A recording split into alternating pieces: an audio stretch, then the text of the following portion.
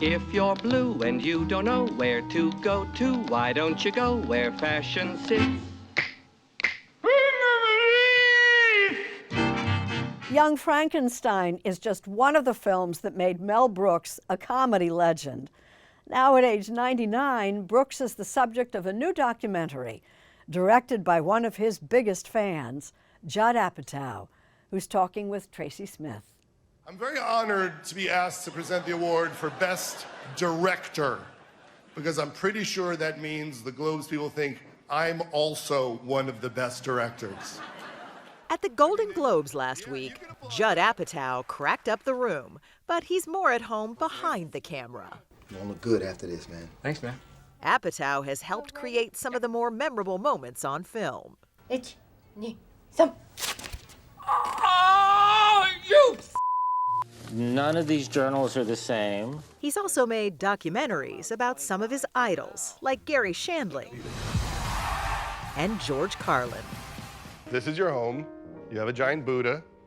But his latest subject hardly needs an introduction. A house needs a Buddha. That's like Every house needs a Buddha. How'd this get decorated? Who picked this? My late great wife, Anne Bancroft. She had good taste in everything except husbands. Why'd you decide to do one on Mel? Well, Mel is the reason why most of us went into comedy. You know, when I was a kid, I was born in 1967, and all these Mel Brooks movies came out while I was a little kid and trying to figure out what the world meant and who I was. And here was this hilarious, tiny Jewish man who was really loud and brash and confident and seemed like the coolest guy in the world. And I think me and a lot of people thought, oh, that's the job you would want. You would want to be Mel Brooks. Mel, why did you become a comedian? Sex. I see.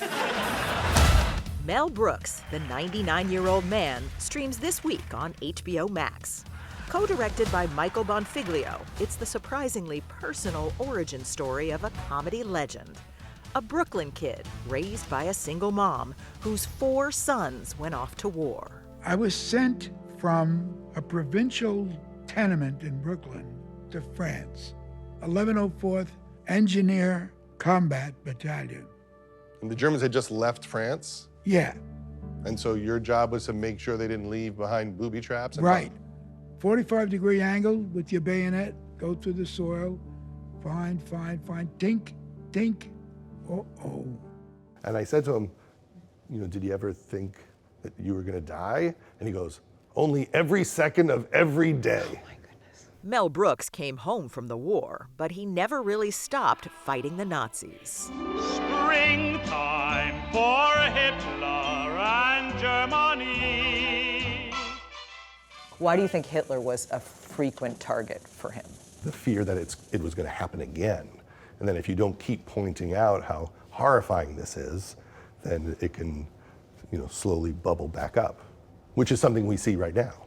And Mel was the one always pointing the finger. So. Yeah. Hey, boys, look what I got here. Hey, where are the white women at? And he was equally fearless against racism. His 1974 film, Blazing Saddles, is the story of a black sheriff in a racist town.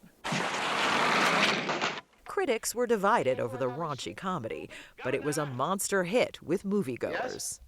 Pardon me, boy. Is this the Transylvania station?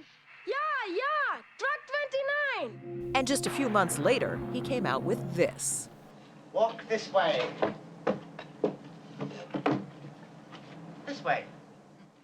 We all know that there are all these great movies that he's done, but 2 of them came out in the same year. Yeah. Blazing Saddles and Young Frankenstein? Mm-hmm. What did that do for Mel Brooks' status? He just became Beyonce for a little while. I mean, he was a real sensation, and it was kind of shocking, right? To 2 of the best comedies of all time come out in the same year. And we didn't talk about this in the documentary, but there was some sense that Blazing Saddles was so daring that maybe he made sure to make another movie so that if they really turned on him with the Blazing Saddles, they already had another one to show him. I am not an animal! It wasn't all just for laughs. Mel Brooks also produced dramas like The Elephant Man, but he did it quietly. He didn't put his name on it. He thought it was a distraction, and you would think the movie was silly because his name was on it. But yet it said Brooks Films, so I think people figured it out. I think he should put his name on there. What has kept you alive for 2,000 years? An enormous fear of death. No history of Mel Brooks' life would be complete without a mention of his best friend, the comedy giant, Carl Reiner.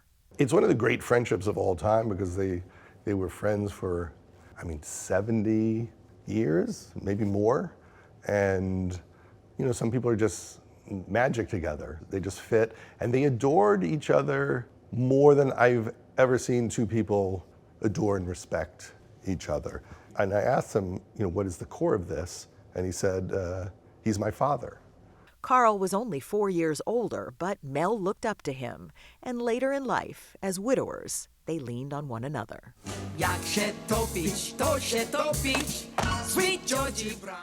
Anne Bancroft died in 2005. Estelle Reiner in 2008. How do you think he went on after Anne died? I think it was very, very hard.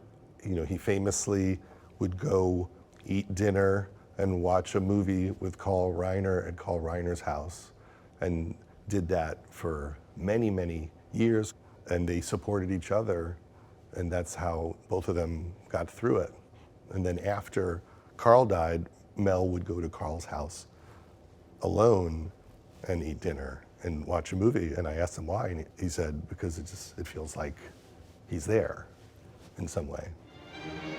I want everything I've ever seen in the movies. Leo, say you'll join me. I'll do it. My God, I'll do it. Mel Brooks, who will turn 100 in June, has 2 Oscars, 4 Emmys, and the Broadway version of his hit movie, The Producers, has 12 Tonys, a record that still stands today. He also won 3 Grammys, so that gives him rare EGOT status as the winner of an Emmy, Grammy, Oscar, and Tony. High anxiety. What's more, he's lived long enough to see how his work endures in his films and in the countless comedians he inspired. What did he say when you asked him about his legacy? He said he thought he was put on this earth to make people laugh, and he did that. What do you think Mel Brooks' legacy is? The main one is probably the funniest person of all time and creator of some of the best films of all time, one of the great Broadway musicals of all time, who had the courage to make comedy both about unimportant things and the most important things, and he did it longer than anybody.